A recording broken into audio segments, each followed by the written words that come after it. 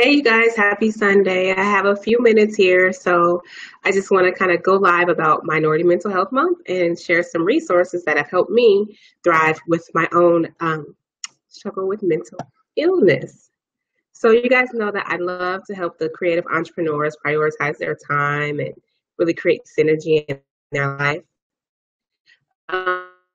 But as a creative single mom, an entrepreneur, and a woman of color, be it because of institutionalized racism, being a single mom.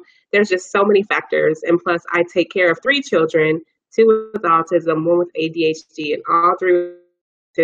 So I'm always kind of challenging taking care of their needs and navigating life with my own diagnoses, and then my experience with depression, anxiety, suicidal ideation with a plan, and so much more. But it's Minority Mental Health Awareness Month. So we have a month where minorities are empowered to share our stories and really encourage people who are living with a mental health condition or struggling to support someone with a mental health condition. This is the time when we really try to empower everyone through this month to get help, find resources, and utilize what we need to utilize to help us get through what we're going through. And as a mental health advocate, this is kind of like that heart-centered piece of what I do in my work. And it's important that I share this with everyone. And so today I want to share three tools and one action item that I took that helped me get through my most depressive phase, and where my mother was actually my caretaker. And so this was about, before I jump right in, if it resonate with.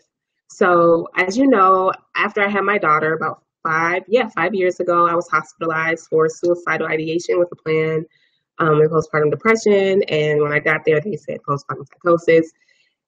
When you look at my medical records, you're just kind of like, what the heck? And so I lost all hope. And my mother had to take care of my children during Thanksgiving of 2012. And my children just thought I was on a vacation because I needed a break. So I was in the hospital, in the mental health ward, as some people call it, the crazy ward, for 7 days, kind of going through the treatment plan to help me get. So when I got out the hospital, my mother, who ended up being my caretaker for about 6 to 8 months, even after I got out the hospital, gave me three tools to help me with my recovery process, and they were three books. And I kind of want to give these to you as resources because maybe they can also help you support your mental health or support someone that you know who may have a mental health issue. And so I want to share with you the first book I found, and I just found this information. Hey, Jose, thanks for watching. So this is The Work by Byron Katie. I've had this book. This is my mother's book. I have to give it back. I've had this book for 4 or 5 years, and it's called Loving What Is. And it is a really powerful book, and her process is called The Work. The Work. And basically what the work is, it's these 4 powerful questions that came to Byron Katie while she was hospitalized in a mental health institution. She was laying there in bed, and all of a sudden she just snapped out. It's almost like she had an aha moment, as Oprah would call it. And there are these 4 powerful questions. And the first question was, is it true? Then you move on to, another series of the questions. Is it true? Can you absolutely know true? How can you react when it happens? And when you believe a thought, and who would you be without the thought? So it's almost kind of like where you're walking yourself through this process of these 4 powerful questions. Then she gives you a turn it around process and a way to embrace reality through the process. So Byron Katie, Loving What Is, and her process of the work is one tool that helped me get through my depression. The other tool, the second book my mom gave me to help me get through it, was this meditation, a beginner's guide. And so she gave this to me because it comes with really cool exercises, and she thought that it would actually help me develop a practice towards self-healing. So this is the second book she gave me to help me get through my recovery process once I got out the hospital. One of the third and most powerful books that she gave me was Eckhart Tolle's A New Earth.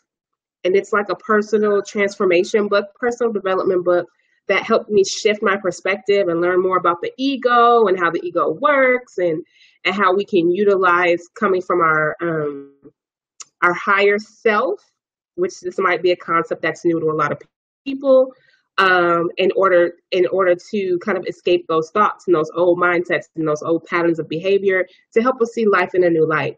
So these were the three resources, again, that my mom gave me to help me after I got out of the hospital.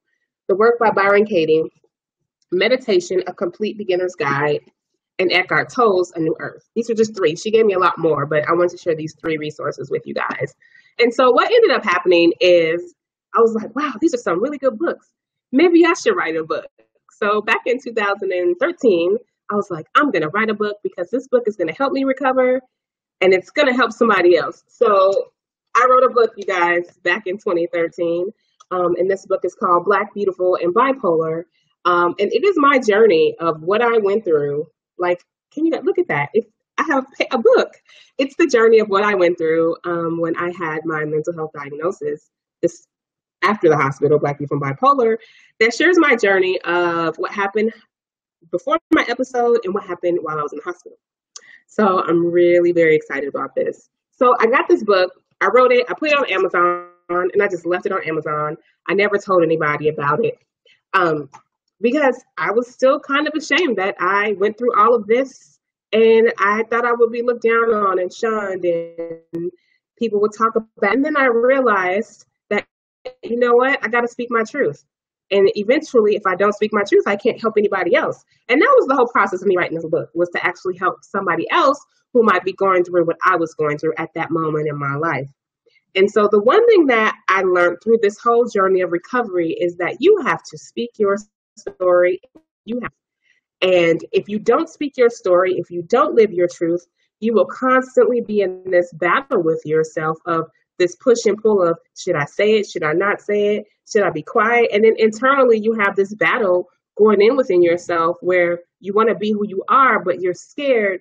And it's almost like it causes like the moodiness and the discomfort and the depression.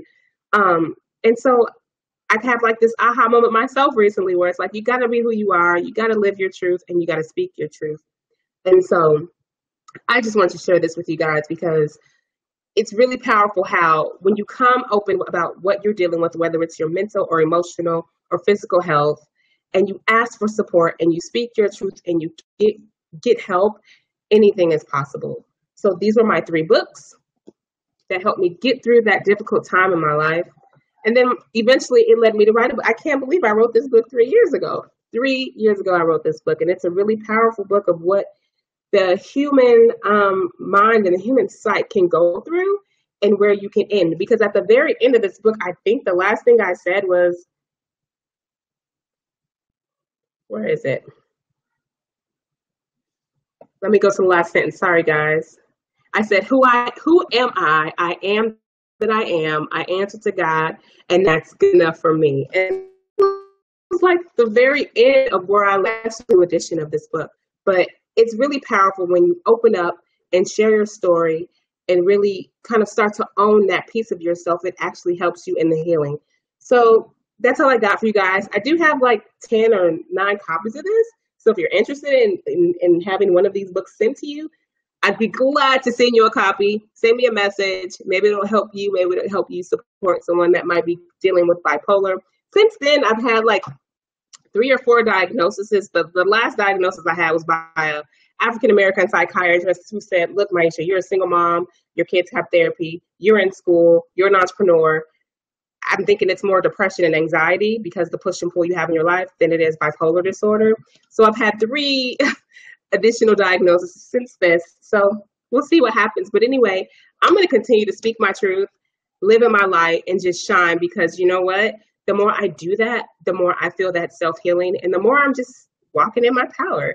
So that's all I got. I hope you guys have a great Sunday. I'm going to be back here on Facebook tomorrow. Stay tuned. It's going to be a pretty amazing message, and I'll talk to you later. Bye.